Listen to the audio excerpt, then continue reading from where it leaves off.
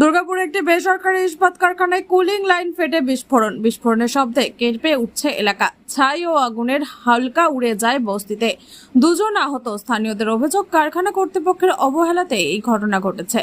রাত হলে প্রাণহানির আশঙ্কা বলে মনে করছে বাসিন্দারা।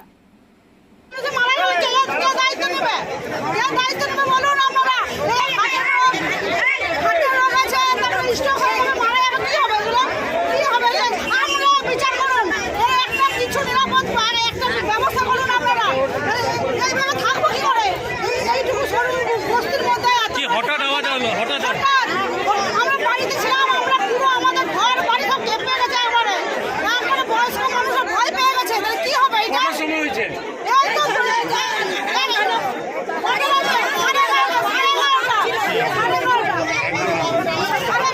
কি নাম আপনার? কি নাম? চন্দনা। হ্যাঁ, চন্দনা। চন্দনা কি?